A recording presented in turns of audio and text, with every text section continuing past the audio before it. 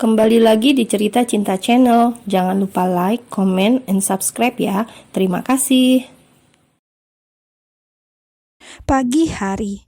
Padahal tidur larut malam, tapi Levia bangun pagi-pagi sekali untuk membersihkan rumah dan juga memasak. Setelah bicara pada papanya sebentar yang hanya merespon dengan anggukan, Levia pun pergi dari rumah itu. Ia mau mampir ke laundry, memasukkan dress mahal dan juga jas milik pria kaya yang menyebut dirinya pencuri semalam. "Hati-hati ya Mbak, bajunya mahal." Pegawai laundry hanya senyum. Sedangkan Levia dengan berjalan beberapa puluh meter, ia sampai di halte. Levia sedang menunggu bus pertama pagi itu. Tin tin tin. Sebuah mobil berhenti tepat di depan Levia. Kaca depannya perlahan terbuka, hingga Levia bisa melihat sosok pria yang duduk dan juga sedang menatapnya. Ada apa dengan laki-laki mesum ini? Kenapa dia tahu aku di sini? "Hei kamu, masuk!" teriak pria yang duduk di balik kemudi. Orang yang berada di dekat Levia menatap Levia, membuat Levi tidak enak. "Maaf, saya tidak kenal Anda." Levia menggeleng. "Masuk atau mau aku seret?"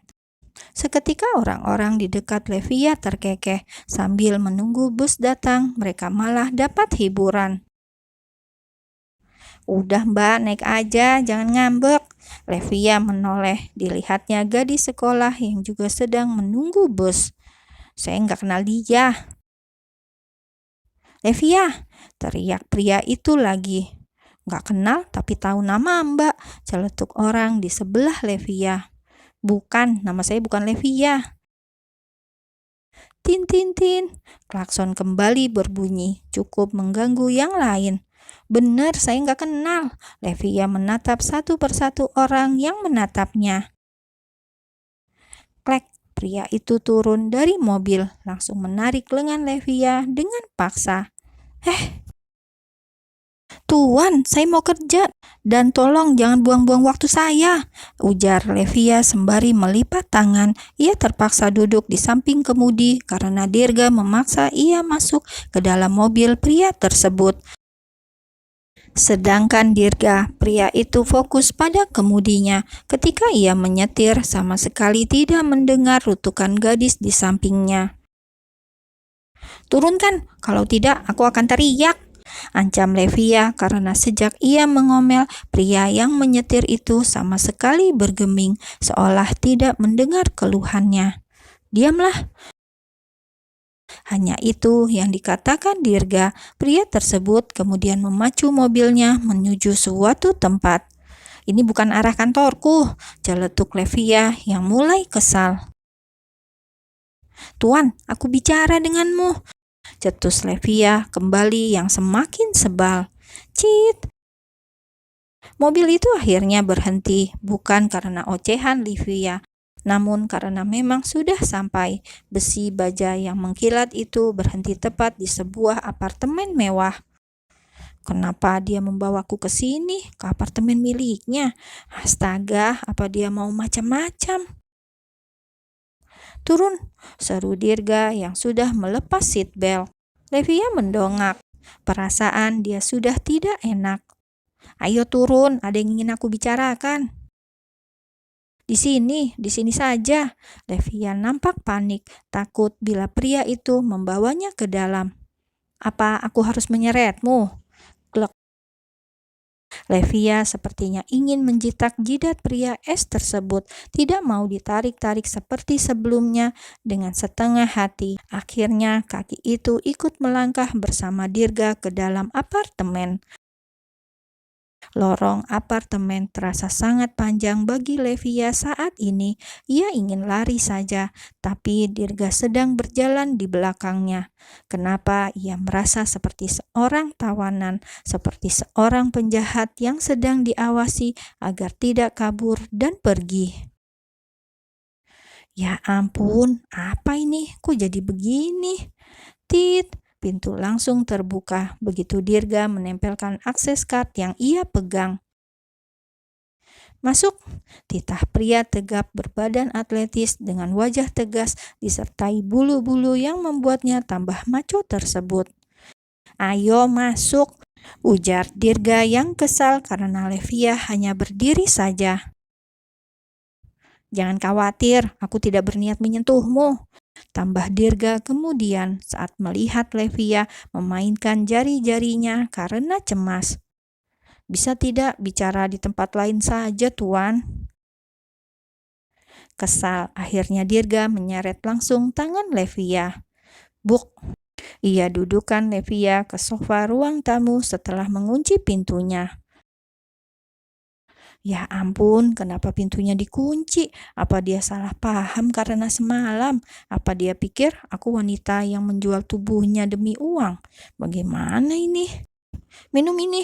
Dirga datang dengan membawa minuman kaleng dari dalam kulkas.